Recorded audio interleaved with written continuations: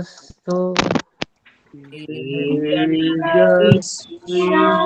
तेजस्विनावधीतमस्तु मा विद्विषावहै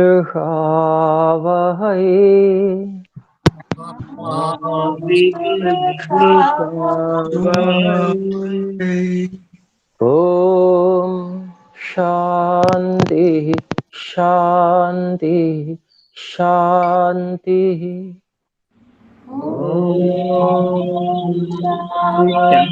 शांति शांति शांति। ध्यान के लिए आसन जो हम सदा से लगाते हैं उस आसन को लगाएं।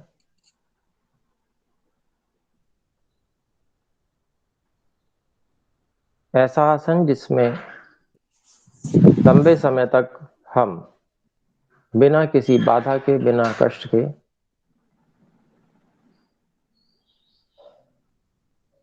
अपनी रीढ़ की हड्डी और सिर के भाग को एक सीध में रख पाएं।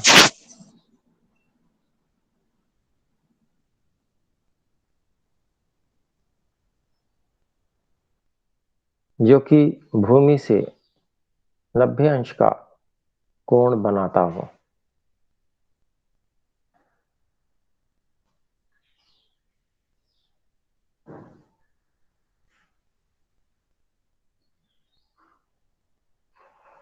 शरीर के इस भाग अर्थात धड़ के भाग और सिर के भाग का गुरुत्व केंद्र हमारे मूलाधार, मूलेंद्रिय पर होना चाहिए।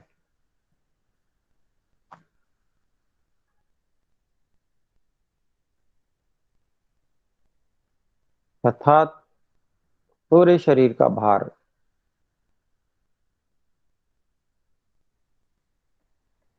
इसी केंद्र से होकर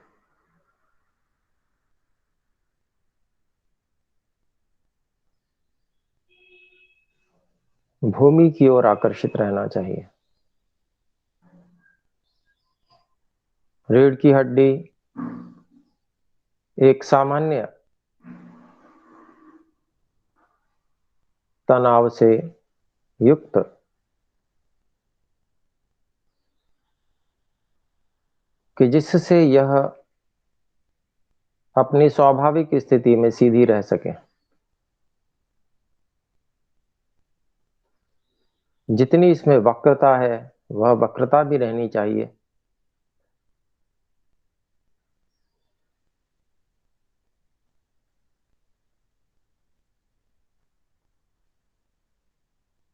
पूरे शरीर को शिथिल कर दें, अर्थात मन से संकल्प करें कि मैं अब पूरे शरीर से कोई भी यत्न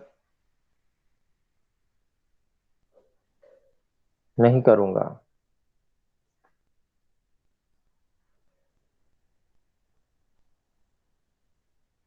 और अनंत परमात्मा में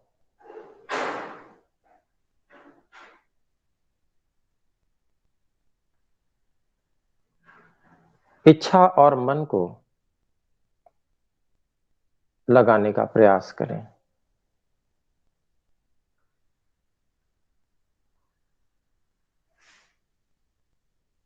हे अनंत परमपिता,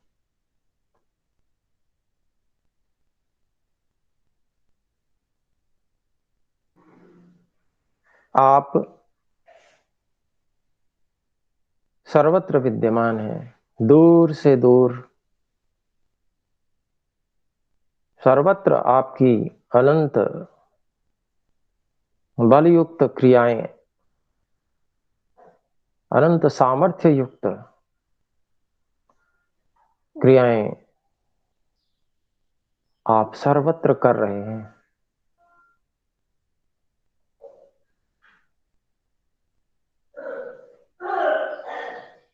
अनंत सामर्थ्य और अनंत ज्ञान से युक्त आपकी समस्त दूर से दूर होने वाली क्रियाओं को मैं अपनी कल्पना से अनुभव कर सकता हूं, समझ सकता हूं।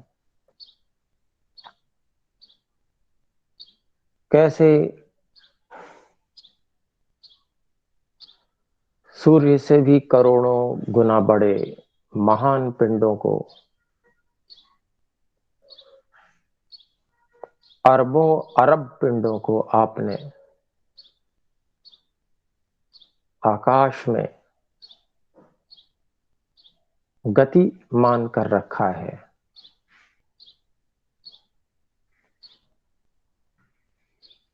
महान गति,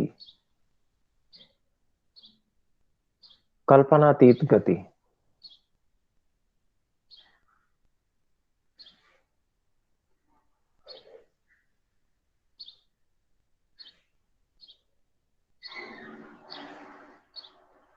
इतनी गति होते हुए भी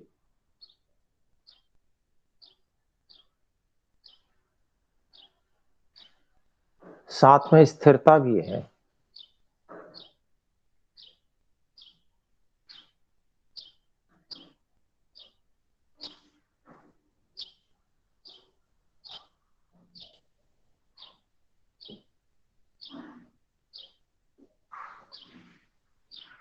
कोई वस्तु एक सेकंड में यदि 30 किलोमीटर चली जाए तो कितनी तीव्र गति हो सकती है, इसकी कल्पना हम कर सकते हैं। जिस पृथ्वी पर हम विद्यमान हैं, इस पृथ्वी की इतनी ही गति है। एक सेकंड में 30 किलोमीटर जा रही है। ऐसा परीक्षण करने वाले लोग बताते हैं। हे परमात्मा,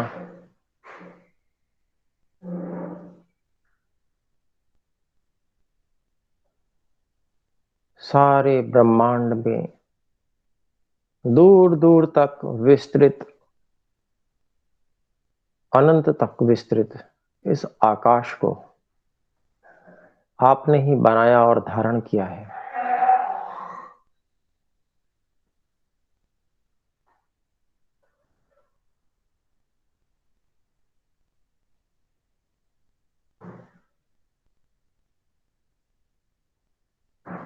जैसे कोई व्यक्ति धनुष पर बाण को चढ़ाकर बाण को फेंकने की विपरीत दिशा में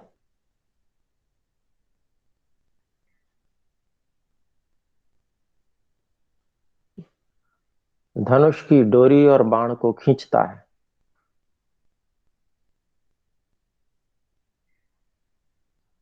और लक्ष्य की ओर छोड़ देता है, तो उसी क्षण वह बाण लक्ष्य के अंदर जाकर बिंध जाता है। ठीक इसी प्रकार से हम मन को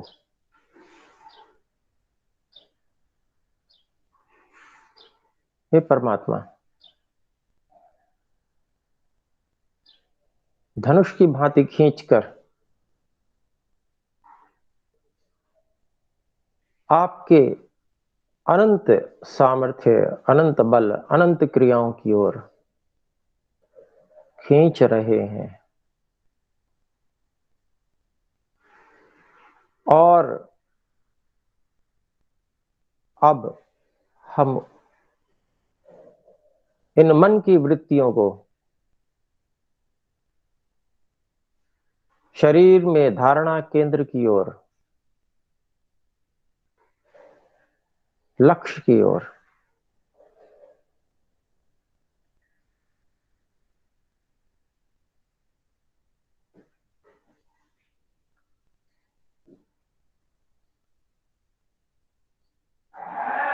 गति दे रहे हैं। क्योंकि हे परमात्मा,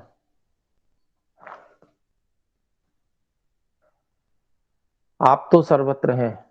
आपका अनंत बल, अनंत ज्ञान, अनंत क्रियाएं सर्वत्र हैं। मैं कल्पना के माध्यम से वहां तक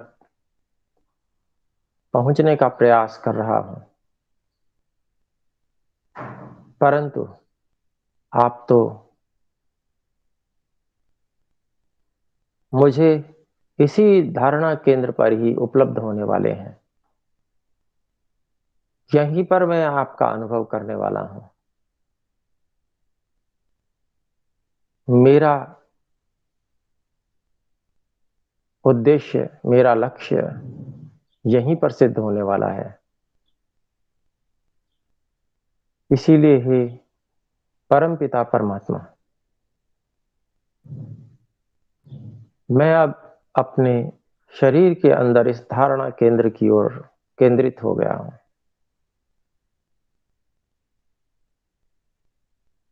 आपका अनंत ज्ञान, अनंत बल और अनंत सामर्थ्य यहां पर भी विद्यमान है।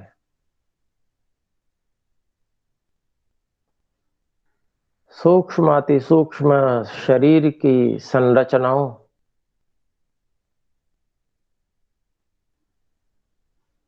व्यवस्थाओं को आप प्रतिक्षण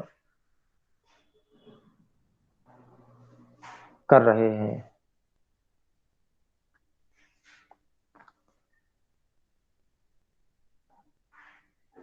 मेरे शरीर को भी आपने धारण किया हुआ है। हे परमात्मा, यह अन्नमय कोश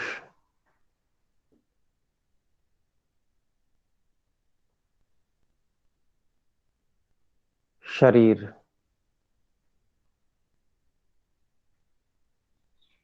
मैं इससे अलग हूं।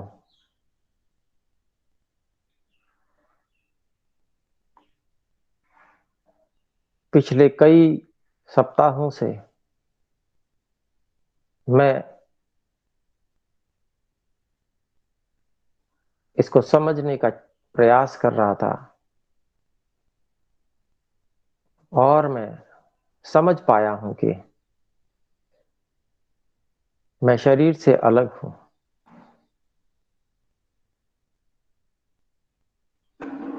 ये शरीर आपने मुझे साधन के रूप में दिया है।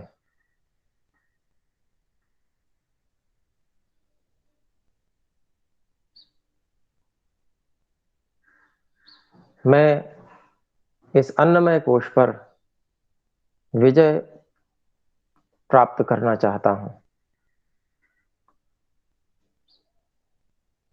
अर्थात आपका दिया हुआ यह शरीर रूपी साधन किस प्रकार से मैं सर्वोत्कृष्ट ढंग से आपकी आज्ञा के पालन के लिए उपयोग में ला सकूं,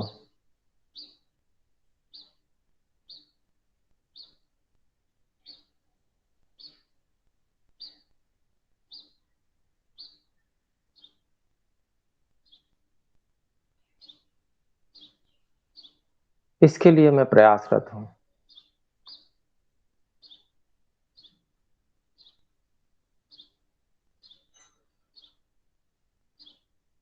हे ईश्वर,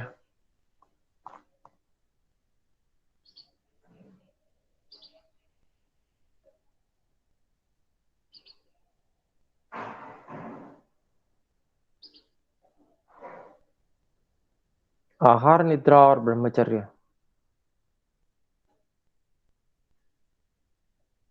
इन तीन का संतुलन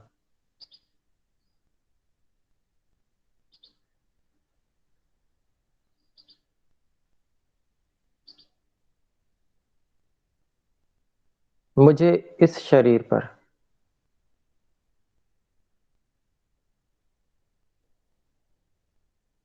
विजय कराएगा।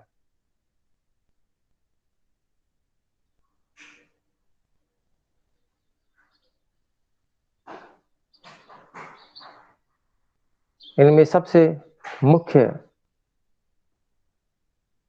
घटक आहार है।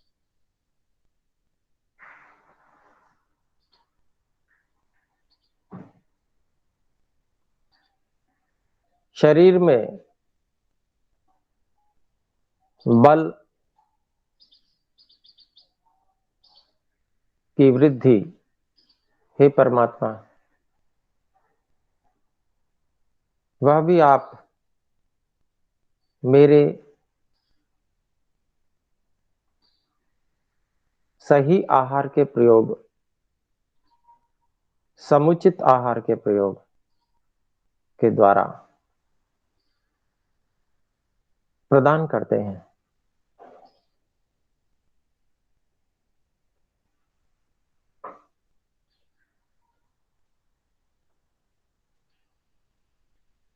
हे ईश्वर,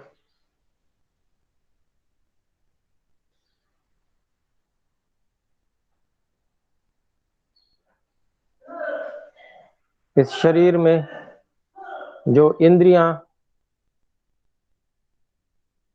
भली प्रकार से कार्य कर पाती हैं,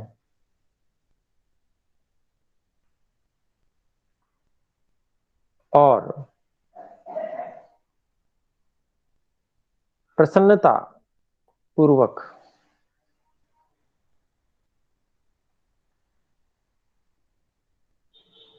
इनके सभी कार्य होते हैं,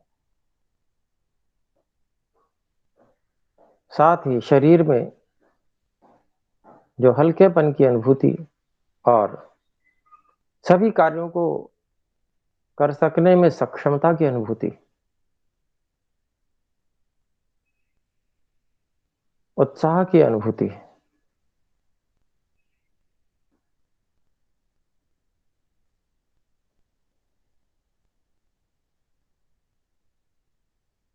यह भी आपकी कृपा से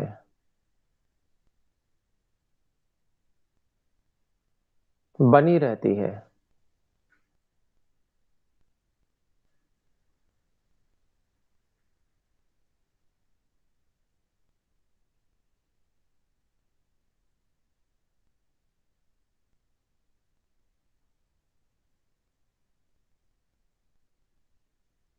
तो वह आपकी ही कृपा है।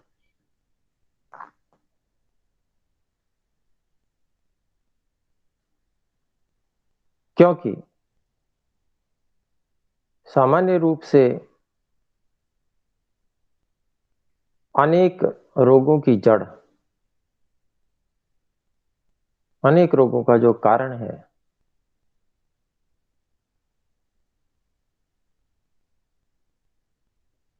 वह आपके ज्ञान विज्ञान से मुझे उपलब्ध हुआ,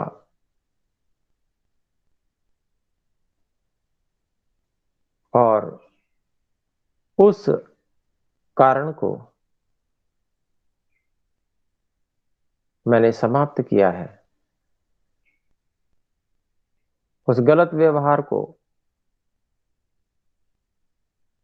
उस गलत अभ्यास को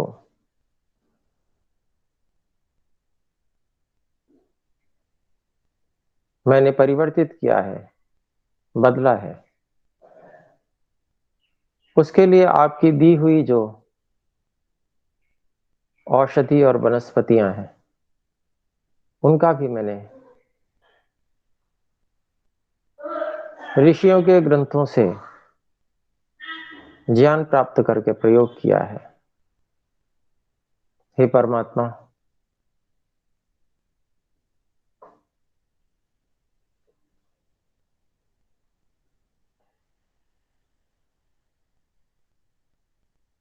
इस शरीर में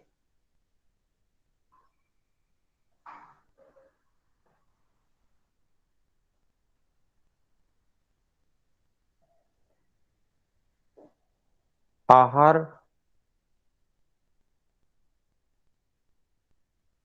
उचित समय पर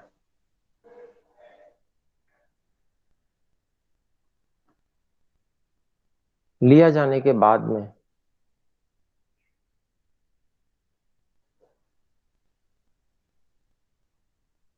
अग्निबल की न्यूनता होने के कारण से और शरीर में पहले से आमदोष और कफ की अधिकता होने के कारण से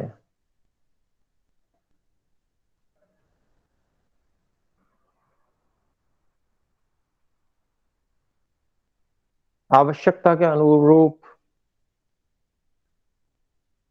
जब अग्निबल उपस्थित नहीं हो पाता है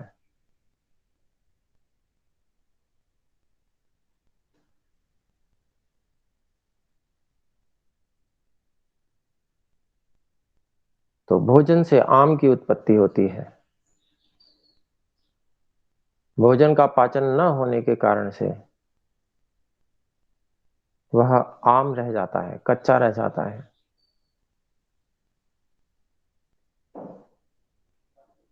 और ये बहुत धीरे धीरे पचता रहता है, जिसके कारण से भोजन का अगले समय प्राप्त हो जाने पर भी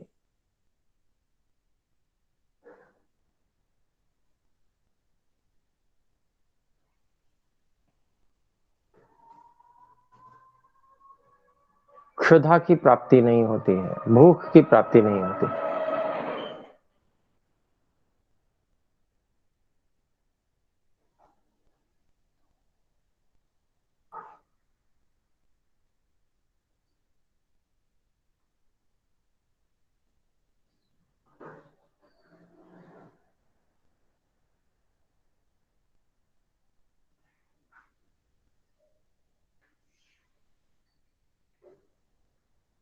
यहां पर यदि हम भोजन नहीं करते हैं, भूख नहीं लगी और भोजन नहीं करते हैं,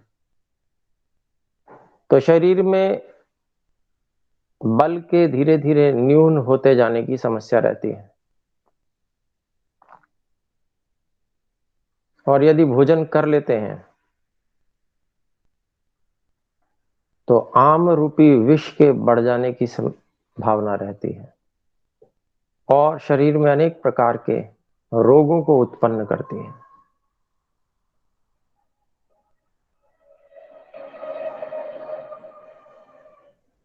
इस समस्या को औषधियों से दूर करने के लिए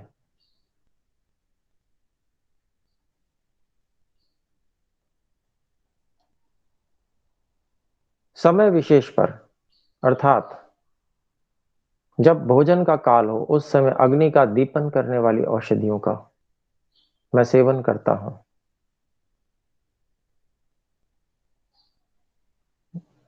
दीपन करने वाली औषधियां आम और कफ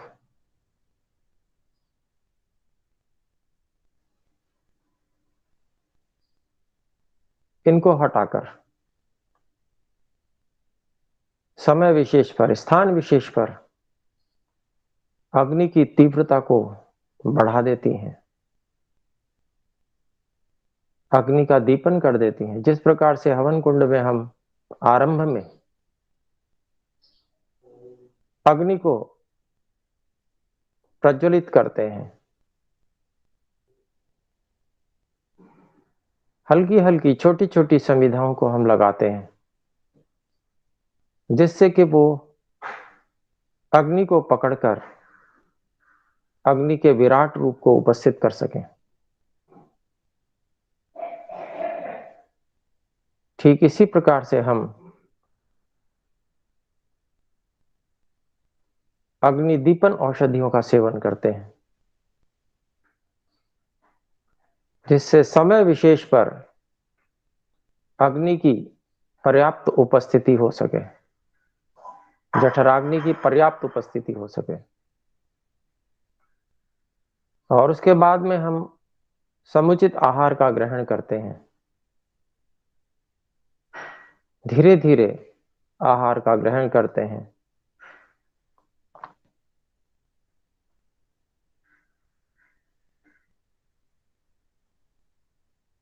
ऐसे आहार का ग्रहण करते हैं जिससे और अग्नि बलवान हो।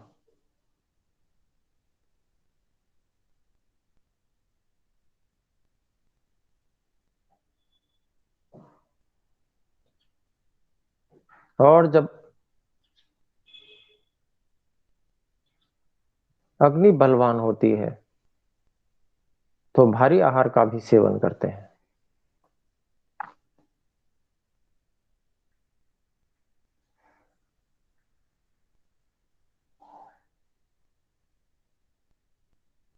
इस प्रकार से समुचित आहार से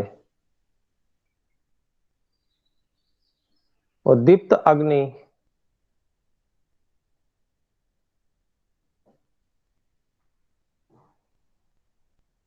इतनी तीव्र होती है कि वह भोजन को भी पचाती है और शरीर में उपस्थित आम को भी धीरे धीरे पचा देती है।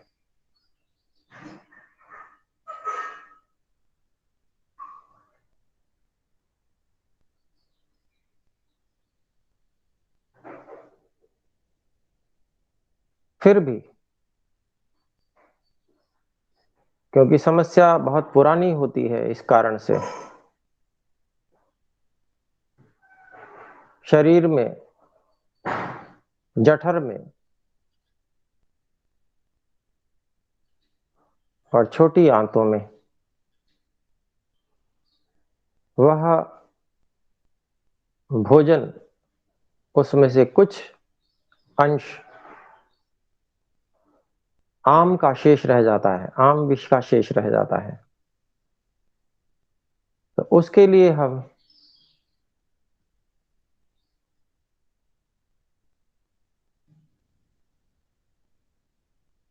समय के अनुसार पहले अनुलोमन करने का प्रयास करते हैं।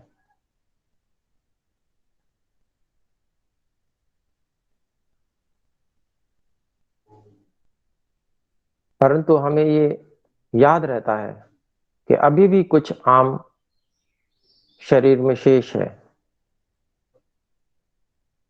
अनुलोमन औषधियों का उपयोग करते हैं जब हमें भोजन के बाद प्यास लगती है। हे ईश्वर, अनुलोमन औषधियों का प्रयोग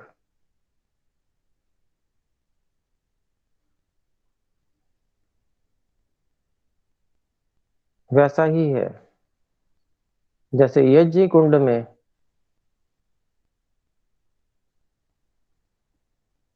भस्म हुए आहुतियों के राख को बाहर निकालना,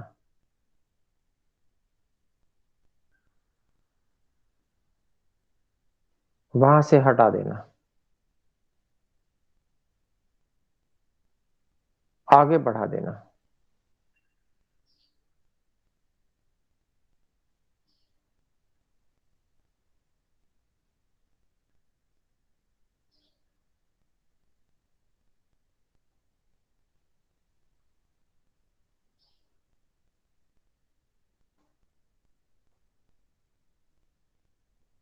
क्योंकि इसमें कुछ आम विशेष रह गया है, कुछ कच्चा भी रह गया है। तो अगले भोजन से लगभग आधे घंटे या 1 घंटे पूर्व हम फिर से पाचन औषधियों का प्रयोग करते हैं,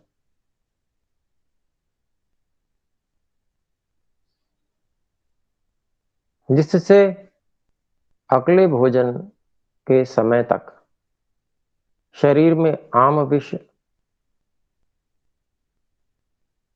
पूरी तरह से समाप्त हो जाए और स्वभाव से जठराग्नि उद्दीप्त हो। पिछले समय का आम विष अगले समय के भोजन के पाचन के समय उपस्थित नहीं होना चाहिए, वो तब तक समाप्त हो जाना चाहिए। इसके लिए पाचन औषधियों का उपयोग करते हैं।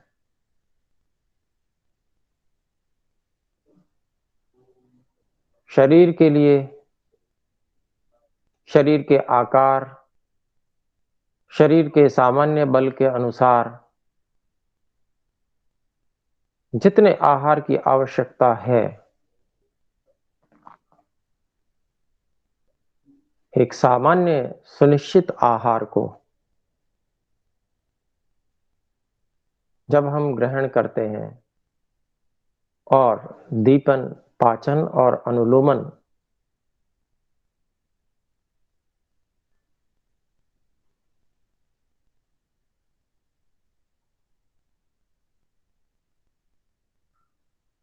इन औषधियों का प्रयोग साथ में करते हैं,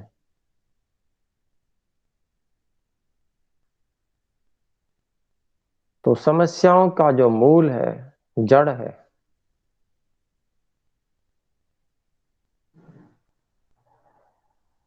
वह कट जाती है।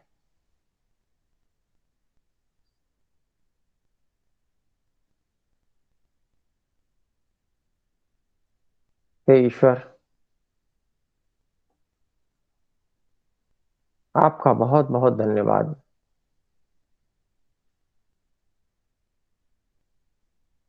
जो शरीर की समस्याओं की जड़ को काटने के लिए, रोगों की जड़ को काटने के लिए आपने यह समझ हमें प्रदान की है।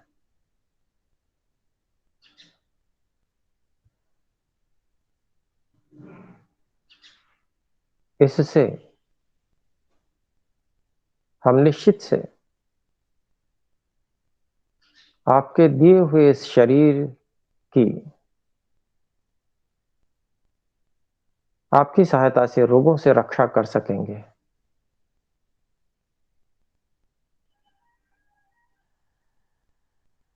क्योंकि किसी भी यंत्र को बनाने वाला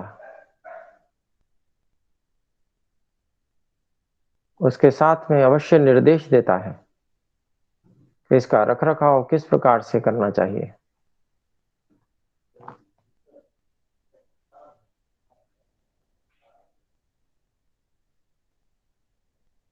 ठीक इसी प्रकार से हे परमात्मा, आपने भी यह जो शरीर रूपी यंत्र बनाया है, इसको किस प्रकार से सर्वोत्तम ढंग से रखा जा सकता है,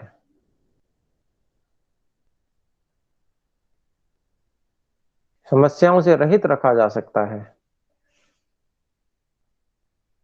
इसका सर्वोत्तम उपयोग लिया जा सकता है, वह सारी विधियां, उपयोग के मार्ग, रख रखाव का ढंग आपने वेदों में हमें प्रदान किया है। और वेदों से ऋषियों ने सारे संसार के उपकार के लिए वह ज्ञान हमें आयुर्वेद आदि ग्रंथों में प्रदान किया।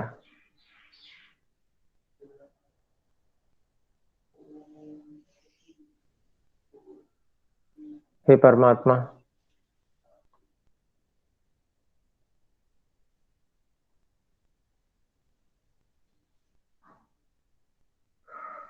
आपके इस विज्ञान को समझकर, व्यवहार में लाकर मैं निश्चित ही अन्नमय कोश पर विजय प्राप्त करूंगा।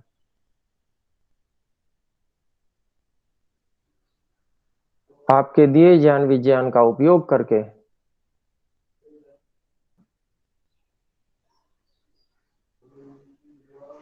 मैं धीरे धीरे उत्तम स्वास्थ्य की ओर बढ़ता चला जा रहा हूं।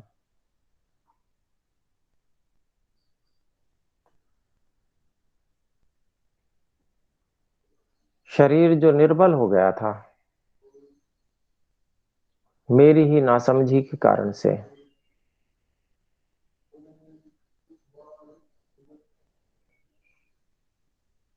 मेरी ही वेद और ऋषियों के ग्रंथों के प्रति उपेक्षा के कारण से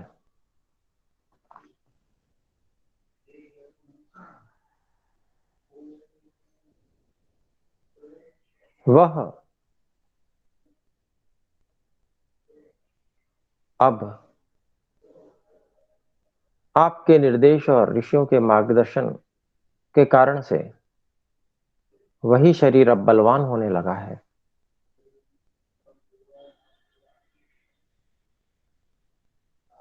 प्रत्येक अंग में उत्साह मैं अनुभव करने लगा हूं। सभी रोग, समस्याएं, अशक्तियां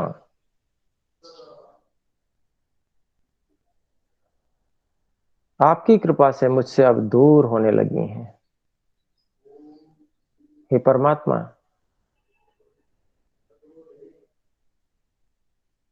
आपकी आज्ञा पालन का मार्ग अब मुझे समझ में आने लगा है।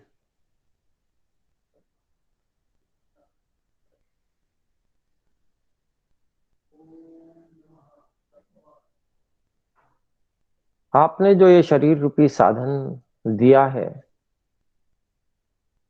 इसकी उपेक्षा करके भी मैं आपको प्राप्त नहीं कर सकता,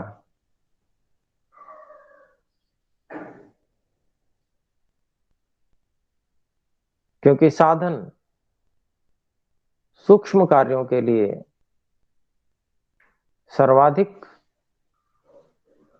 सूक्ष्म रूप से सर्वोत्तम स्थिति में होना चाहिए।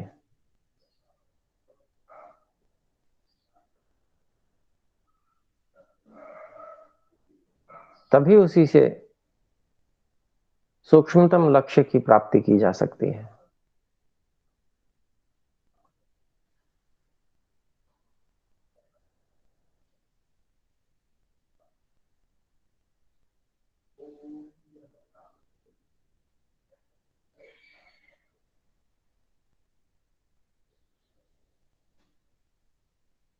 हे ईश्वर,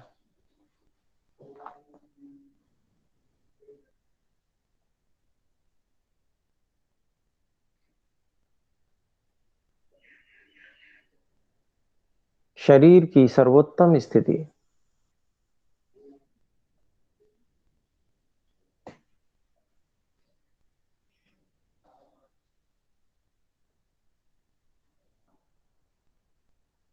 इस स्थिति को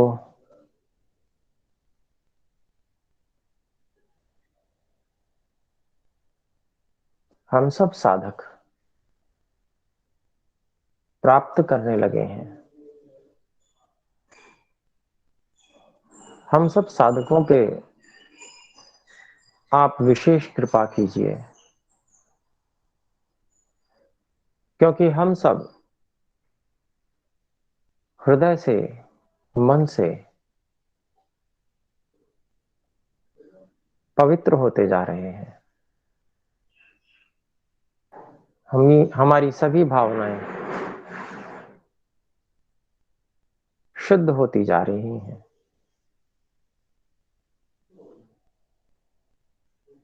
हम सभी तृष्णाओं से ऊपर उठते जा रहे हैं।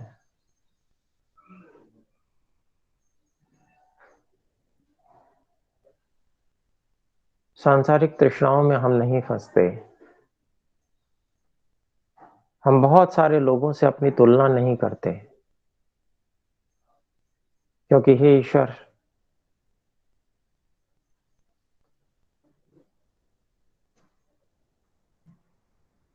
आपने जो भी साधन मुझे दिए हैं वे सब मेरे ही कर्मों के फल के अनुसार प्रदान किए हैं।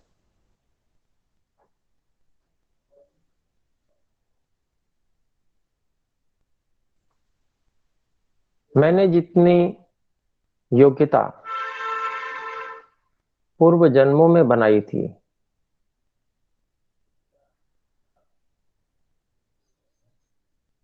उसी योग्यता के अनुसार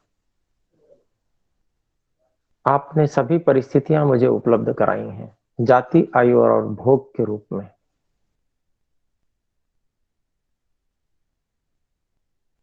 मेरी योग्यता के अनुसार ही मुझे वातावरण दिया है, मित्र साथी, माता पिता,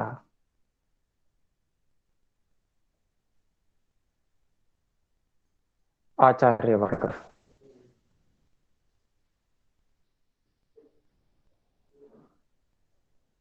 ऐसी सब परिस्थितियों में से आगे बढ़ना और आप तक पहुंचना, यही मेरे लिए एक चुनौती आपने उपस्थित की है।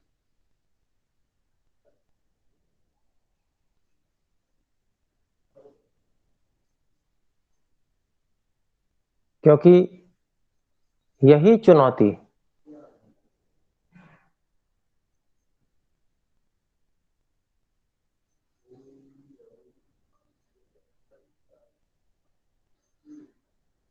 मेरे जीवन को सर्वोत्कृष्ट स्थिति में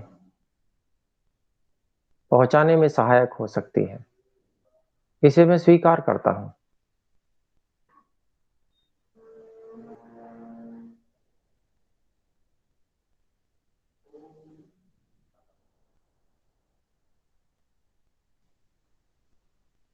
प्रत्येक क्षेत्र में, चाहे वो शारीरिक हो, मानसिक हो, बौद्धिक हो, आत्मिक हो,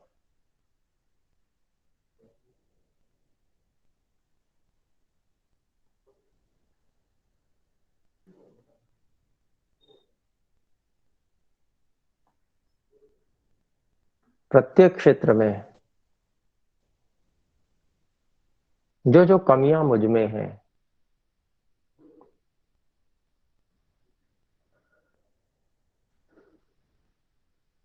वो मुझे उन्नति के पथ में बाधा पहुंचा रही हैं। मुझे उन्नत नहीं देने होने देने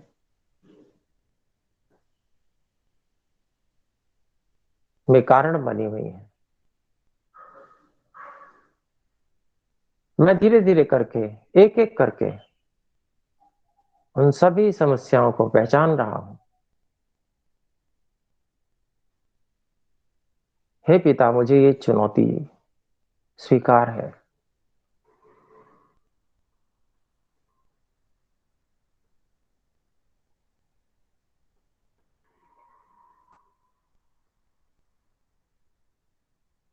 इन सभी समस्याओं को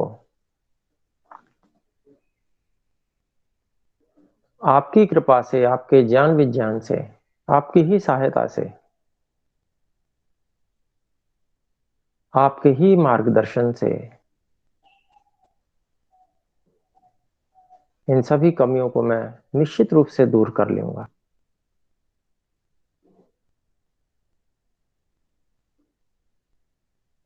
हे परमात्मा,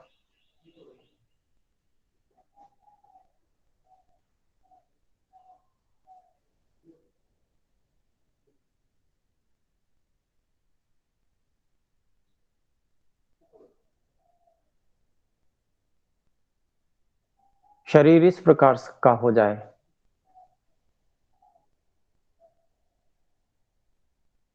कि जिसमें डाला हुआ ईंधन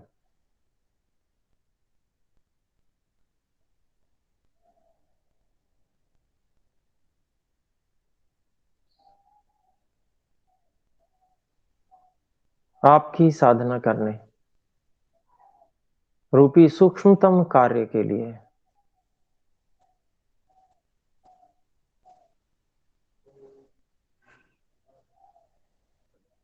प्राण का सहयोग प्रदान कर सके।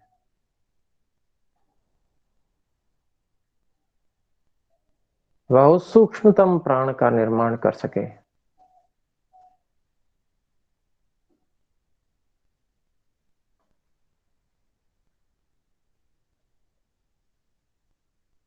जो वीर्य के ओज से निर्मित होता है।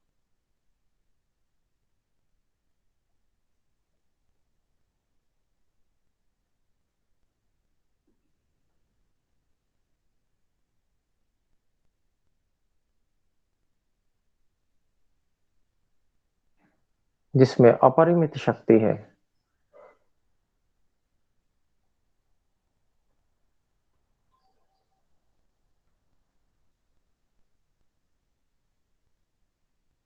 उस स्थिति को, उस शरीर की स्थिति को मैं पाना चाहता हूं।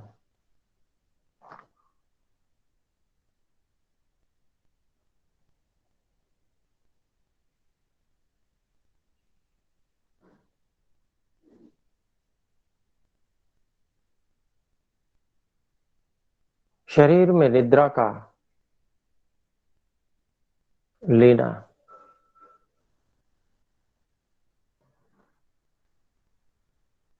ब्रह्मचर्य का पालन करना,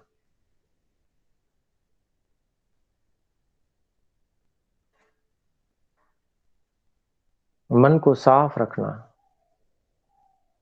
विकारों से युक्त न होने देना,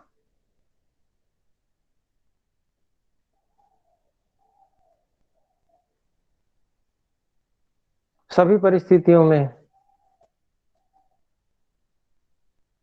मन को सम रखने का प्रयास करना।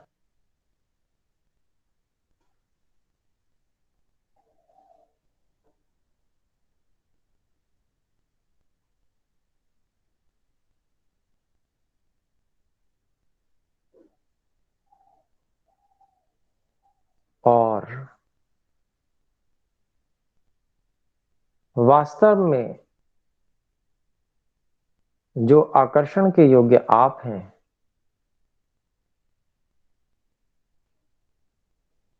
आपकी ओर आकर्षित रह पाना,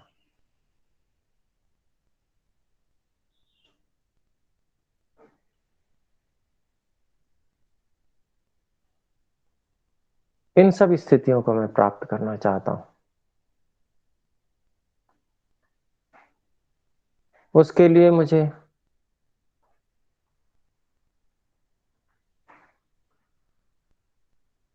सही सही निर्णयों को करने की आवश्यकता है।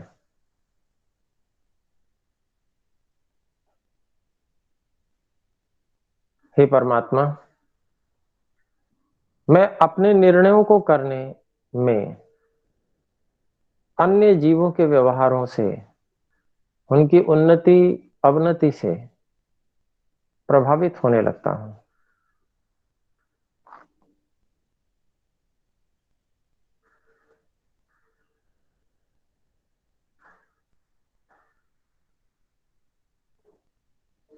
जबकि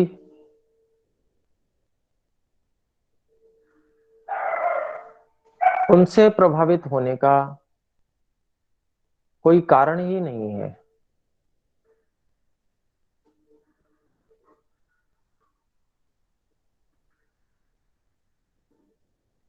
यह मन आदि साधन तो मेरे अपने शरीर में है, मेरे अपने साधन हैं,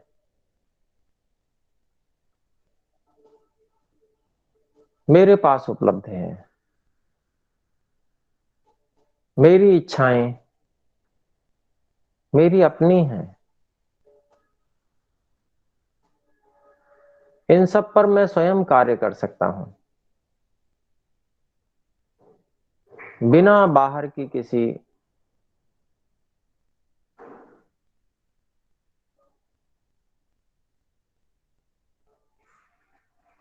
अन्य व्यक्ति की देखा देखी किए हुए बिना।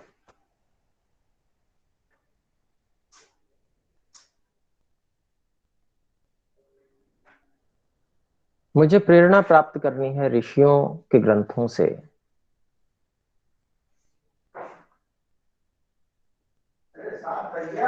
ऋषियों के जीवन से।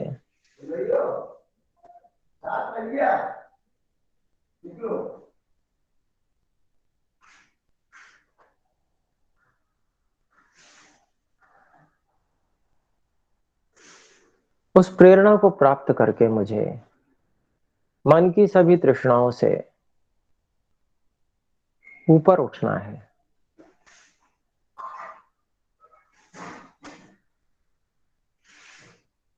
दृष्ट आनुषविक विषय वितृष्णस्य वशीकार संज्ञा वैराग्यम।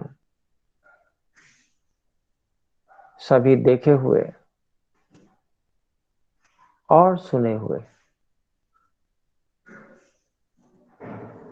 विषयों से जब वितृष्णा हो जाती है, उनके प्रति आकर्षण नहीं रहता है,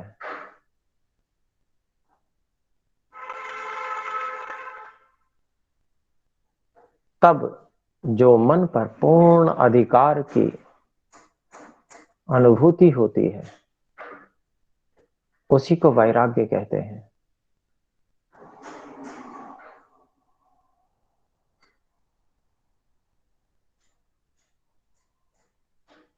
अर्थात सब और लोग क्या कर रहे हैं, वो किस ओर जा रहे हैं, ये उनका अपना विषय है। वो क्या पाना चाहते हैं, ये उनकी अपनी इच्छा है।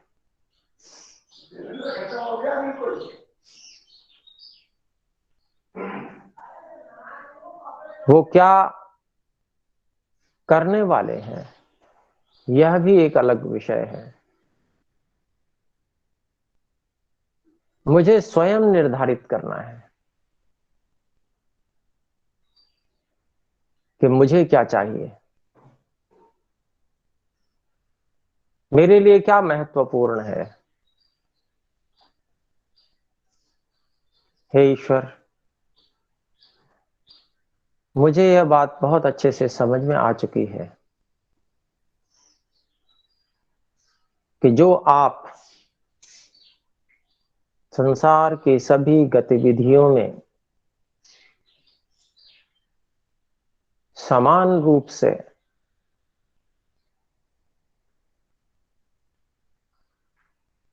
अपनी शक्तियों का उपयोग करते हुए लगे हुए हैं, सभी संसार के व्यवहार करने और कराने में आप ही का योगदान है। हम जीवात्माओं में स्वयं यह सब करने का सामर्थ्य नहीं है, और न ही जड़ प्रकृति में और इस विकृति जगत में स्वयं ऐसा सामर्थ्य है कि वो हमें कुछ प्राप्त करा सकें अथवा स्वयं व्यवस्था का निर्माण कर सकें। हे ईश्वर, क्योंकि सब कुछ के होने में मूल कारण तो आप ही हैं, मूल निमित्त आप ही हैं। आप ही की शक्ति से सब कुछ संचालित हो रहा है।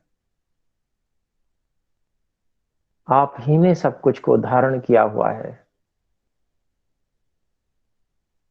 इसलिए संसार में सबसे मुख्य वस्तु, सबसे अधिक शक्तिशाली वस्तु आप ही हैं।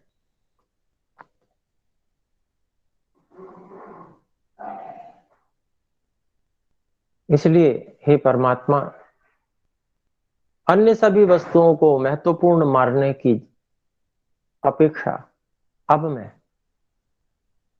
सबसे अधिक आपको ही महत्वपूर्ण समझने लगा हूं।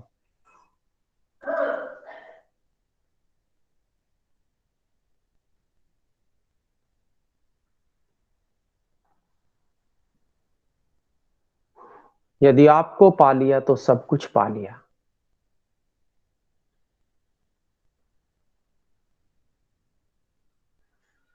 इसी केंद्र पर जहां मैं हूं,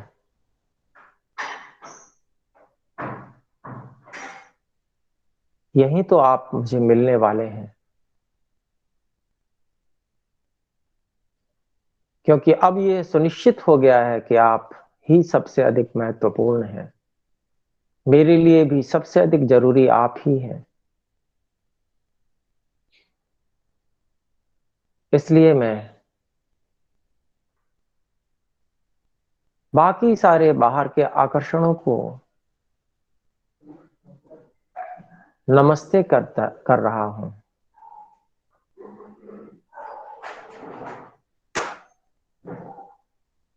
और मैं अब सदा आपकी ओर ही आकर्षित रहूंगा। आपकी आज्ञा पालन करने के लिए जितने बाहरी व्यवहारों को करना है, वो सब मैं करता रहूंगा, परंतु वे मेरे आकर्षण के विषय नहीं होंगे।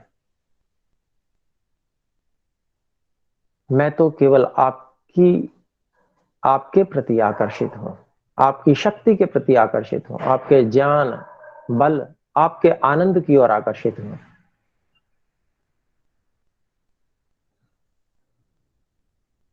जो कि सर्वथा सर्वदा है, जिसमें कोई कमी नहीं, जिससे रोग की कोई संभावना नहीं, जो निश्चल है, अनंत है।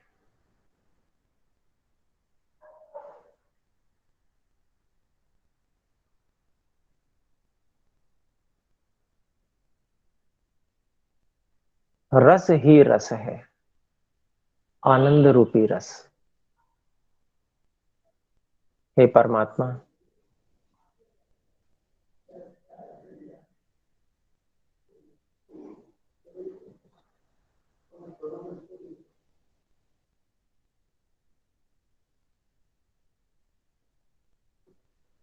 मैं यह संकल्प कर रहा हूं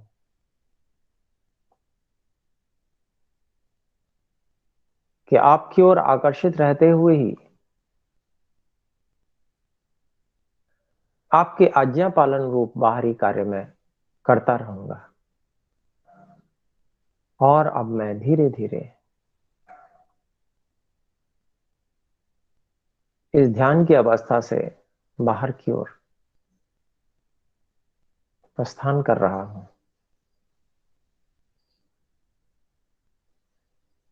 हम सब मिलकर एक बार ओम का उच्चारण करें।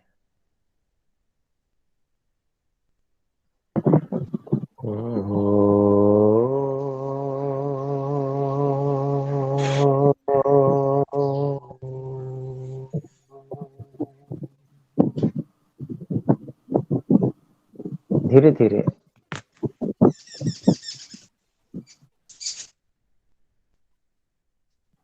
शरीर में गति प्रदान करें। आंखों को खोल लें, आसन को भी खोल लें, और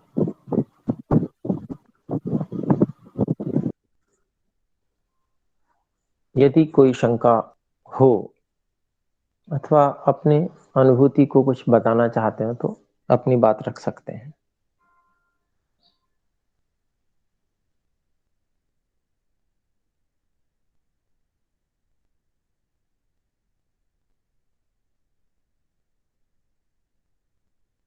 हम प्रयास करेंगे कि हम इस केंद्र पर अपने आप को आकर्षित बनाकर रख पाए, उस आकर्षण को बनाकर रख पाए। ये प्रयास हमारा निरंतर रहना चाहिए व्यवहार में, और साथ में व्यवहारों में, मन के व्यवहारों में सम स्थिति का संपादन करें, जिससे हमारा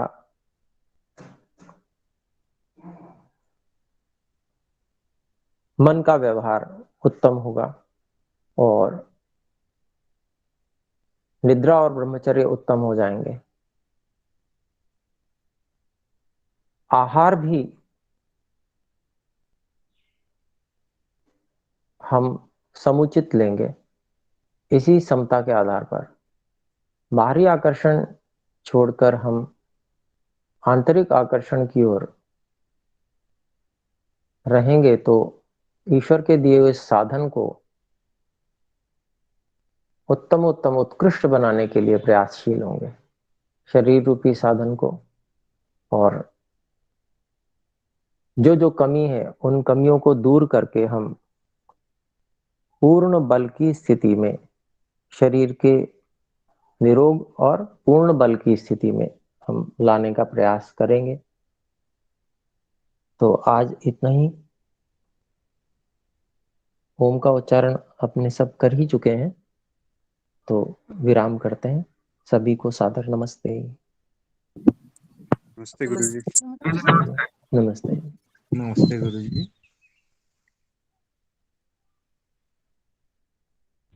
नमस्ते गुरुजी।